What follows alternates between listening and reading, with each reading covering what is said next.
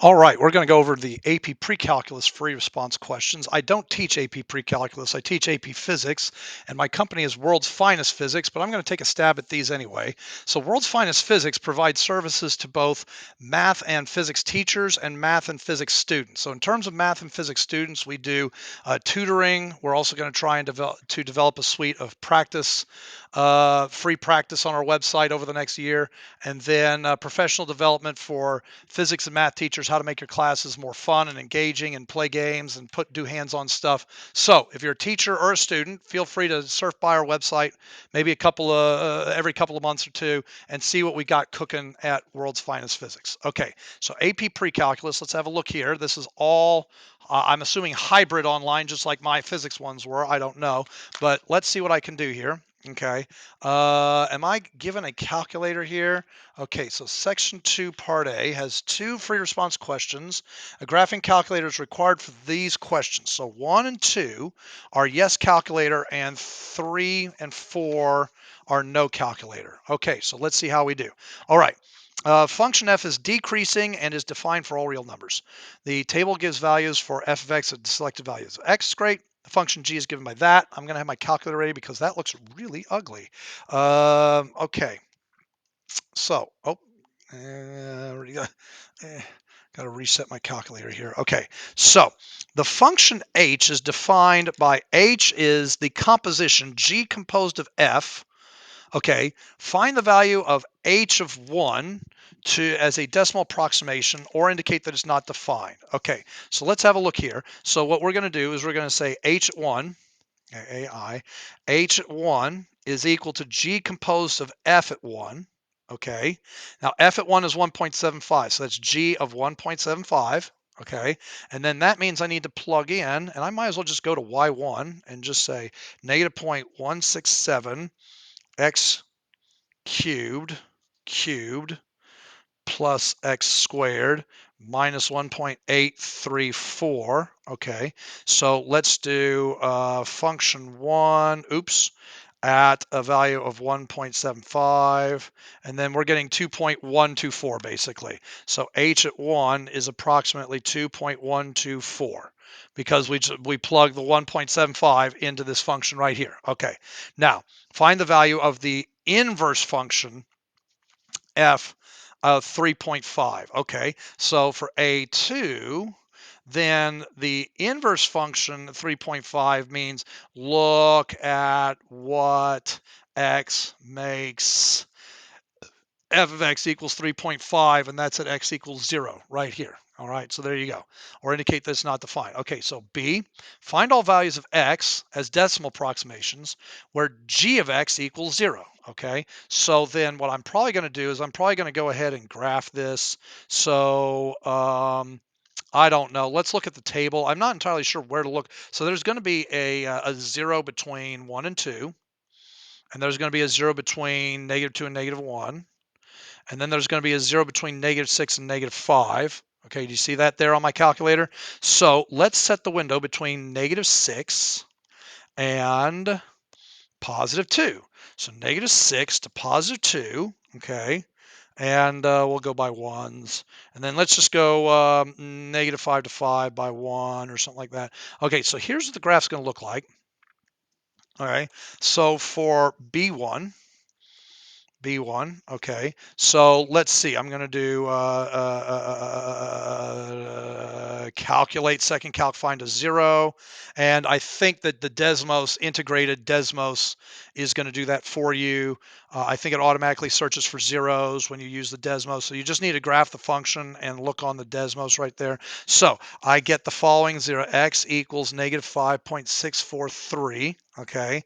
X equals, all right. So we're going to do second calc of 0. And I'm just going to say -2 to -1. So left and right bounds. Okay. So -1.578. And then we're going to do second calc, find a 0 between 1 and 2. And then it says 1.233. Okay. So that's going to be the zeros there. Okay. Determine the end behavior of G. Am I allowed to have a calculator for this? Uh, okay, you may use a graphic available in this application. Make sure your calculator is in radian mode. Okay, so let's see. Determine the end behavior of g as x increases without bound. Express your answer using the mathematical notation of a limit. I mean, it shows me right here it's going to go way the frick up, right? So I guess I could figure that out. So B2. And so B2 is going to sound like this. The end behavior, it is a polynomial, so it has to go to positive or negative infinity. The limit as x approaches positive infinity of f of x is going to be positive infinity, right? It's going to be positive infinity because it goes up, up, up, up, up, up, up without bound. Okay. C. Is there like a certain number of points for each of these? I don't know. I don't teach this exam. So let's see what's going on here. Based on the table, which of the following function types best models the function f? Linear, quadratic, exponential, or logarithmic. Let's have a look as I go to each, to each, to each, to each. So as I advance 1, 1, 1, 1, plus 1, plus 1, plus 1, plus 1, I have a divide by 2, a divide by 2, a divide by 2, and a divide by 2. So that sounds like it's exponential. So this is exponential. Okay. Give a reason for your answer in part C based on the relationship between the change in the output values. So as each input value increases by equal amounts, the output values are multiplied by equal amounts. This is the behavior of an exponential. In fact, I can tell you what the exponential function actually is. It's actually going to be 3.5 times 1/2 raised to the x power. Okay, yep, that's what it is. It's 3.5. 3.5 is the initial value at 0. Half, half, half, half, half, half, half, half. So that's why the base is 1/2. Okay, so that's what that actually is. Okay, let's look at number 2. A musician released a new song on a streaming service. A streaming service is an online we know what that freaking is. Several months later, the musician began using an app that counts the total number of plays for a song since its release. A play is a single stream of the song on a streaming service. The table gives the total number of plays in thousands for selected times T months after the musician began using the app. Okay. There's a total number, so it can only go up. Totals can only go up. You can't unplay a song, right? Like I would love to unhear some certain songs by like Cardi B and people like that, right? Definitely love to unhear those. There's a recent Kanye song I'd love to unhear. I don't even know if you can call it these songs in the first place, but anyway. But you can't unhear the song, so this cannot go down, okay? So total number of plays is 25,000. At time 2, the total number of plays. Well, great. That's what it says in the table. Why do you have to tell me that? All right. The total number of plays in thousands for the song sincerely can be modeled by this function, which is quadratic. Okay. Use the given data to write 3 equations that can be used to find the values for the constants A, B, and C, and in the expression. So it would look something like this. It would look like this. Okay. It would look like 25 equals A times 0 squared plus B times 0 plus C. 30 equals A times 2 squared plus B times 2 plus C. And 34 would equal A times 4 squared plus B times 4 plus C. Okay, so you see how that works? All I did was I said D is that's D right there, and then this is T. So I just plugged in 25, 30, 34, 0, 1, and 2. Oh, 0, 2, and 4. Okay, so I have a funny story for you. It turns out that all I have to do is 0, 2, 4, and 25, 30, 34, and then if I do quadratic regression, then it will actually just tell me the A, B, and C right now. So the A is negative 1.125, the B is 2.75, and the C is 25. But if you wanted to find this out without doing that, then the first thing you would recognize is that C is 25, C equals 25. So if this is 25 and this is 25, then now you would have to say 5 equals 4A plus 2B, and you would have to say that 9 equals 16A plus 4B, and then you'd have to do like elimination, like maybe this could be 8 and 10, like I'm multiplying everybody by 2. I multiplied everybody by 2. Negative, nope, I take it back. Well, I don't know which one I want to make negative, but I'm going to say that this is 10 and negative 9 makes 1. 1 and negative 15 makes, negative 16 makes negative 15a. So then there's your, that doesn't sound right. 25, 34 makes, then that's 5. I multiplied everybody by 2. 8 and negative 16. Sorry, 8 and negative 16 makes negative 8. So then negative 1/8, which is what this is right there for A. So I just did elimination, right? And then you can plug back in and get B or something like that. Okay, so that's the story there.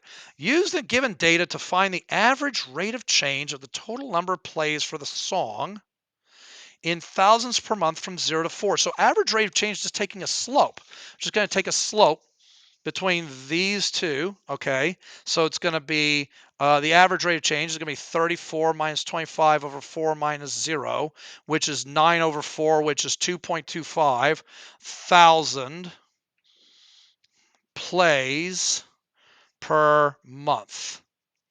All right. Use the average rate of change found in part BI to estimate the total number of plays for the song for time 1.5 months. So what I'm going to say is I'm going to say this is like y minus y1 equals the slope x minus x1. This is going to be months. This is going to be plays. And the slope is the average rate of change. So this is going to be y minus, let's look up here, 25 equals the slope 2.25 x, which is 1.5 months, minus, I chose this 0.0.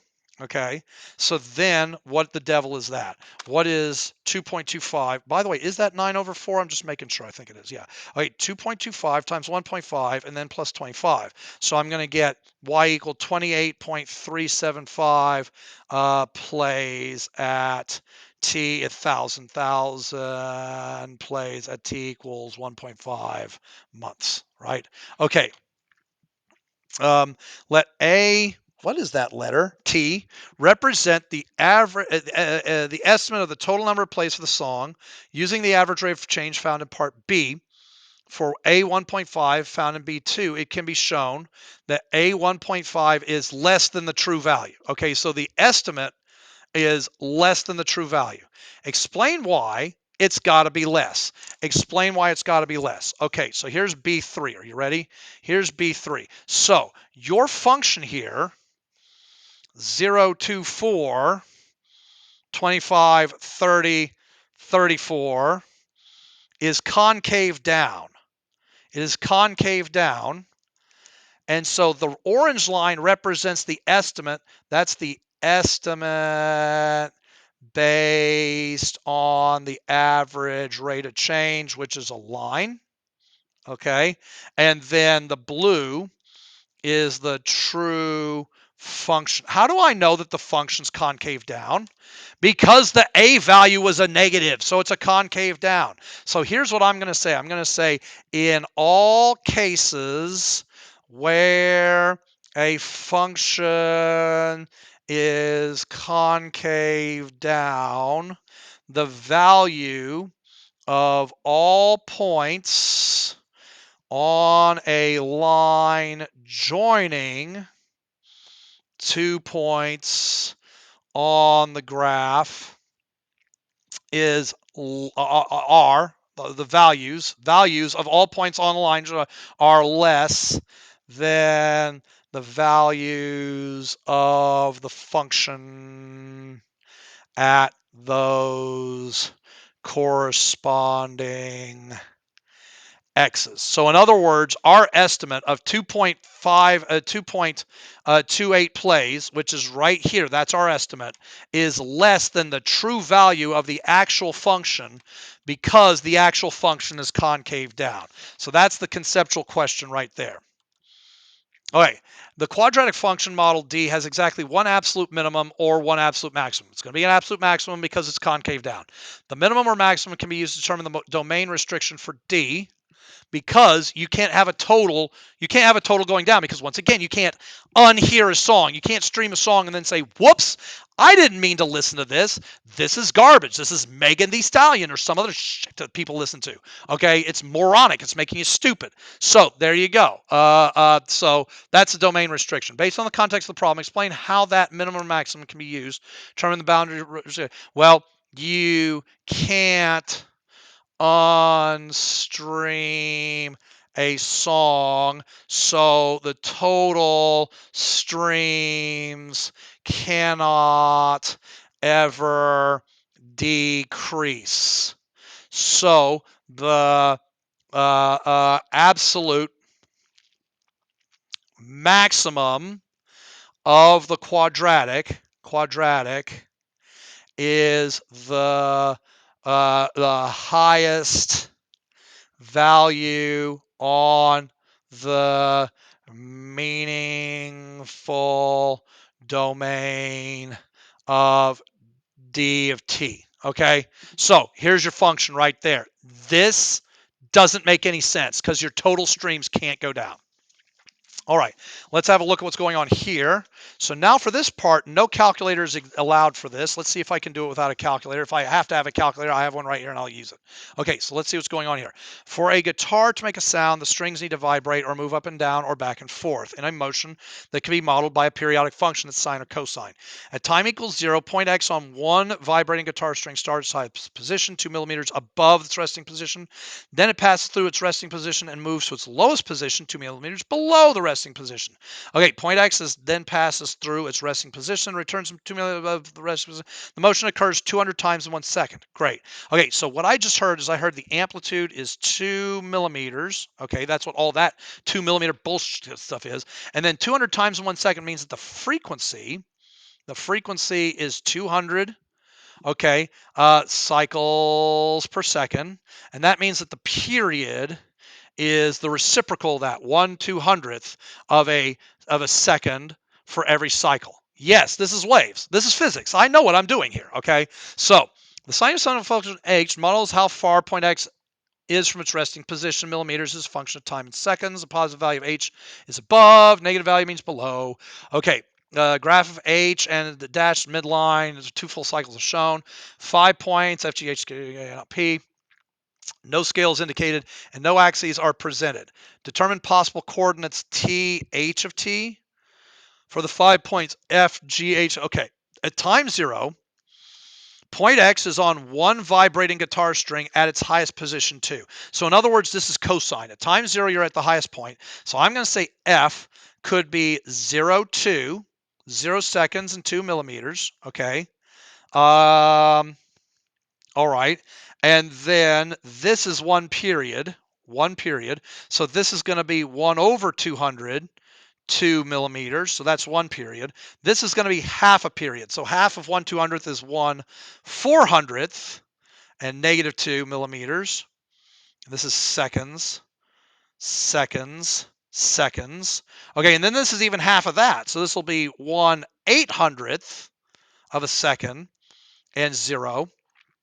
And then K will be an 800th, an 800th, and an 800th, so that's 3/800ths of a second, 0. All right. The function h can be written of the form ht equals a sine b t plus c plus d. Find the values of the constants a, b, c, and d. Okay, so its resting position is 0. So we're going to go ahead and say d equals 0. All right, I really wanted this to be cosine, but it's going to have to be sine, so that's unfortunate. Oh, wait, sorry. Okay, there's the axis right there. Okay, so b is 2 pi over the period, or 2 pi times the frequency. So that's going to be 2. So B is going to be 400 pi. So I've got that figured out. And then A is going to be 2 millimeters. So I've got A, B, and D figured out. So now all I have to do is figure out what the C is going to be. And the C has to be 1/4 of a period, shifting to the left, which is what Plus does. Plus shifts you to the left. So we're going to make this 1/4 of a period. I think C is going to be 1/800th. So it's going to be H is equal to 2 sine 400 pi T plus 1/800th, because that is the quarter of a period that I have to shift, and then plus 0. Okay. Refer to the graph of H in part A. The T coordinate of G is T1. Okay. And the T coordinate of J is T2. Okay. So this is T1 and T2. Okay. On the interval T1 to T2, which of the following is true about H? H is negative because sine is below 0. This is 0 right here. This is the axis right here. So H is negative and is decreasing. Why is it negative? Because you are below the axis, and decreases because you're sloping down. On the interval, describe the concavity of the graph and determine whether the rate of change of H is significant. So this is concave up, and that automatically means that the rate of change is itself increasing. So concave up and the rate of change is increasing go together. Concave down and the rate of change is decreasing would be, so why is the rate of change increasing? It's getting less and less and less steep. Yeah, but it's a big negative, a small negative, 0. And if you go from a big negative to a small negative to 0, you are actually increasing. Think negative 10, negative 9, negative 8, negative 7, you are increasing, right? You're going higher and higher and higher. Okay, number 4. Unless otherwise specified, the domain of a function is assumed to be the set of all real numbers. Angle measures for trigonometric functions. Solutions to equations must be real numbers.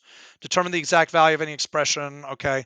Unless otherwise specified, combined terms, algebraic methods. Okay. Okay. Sure. Okay. So simplify as much as you can. Okay. The functions f, g, and h are given by this. Solve g of x is equal to 4. Okay. So so 4 equals 2 log base 3 of x, which means we divide by 2.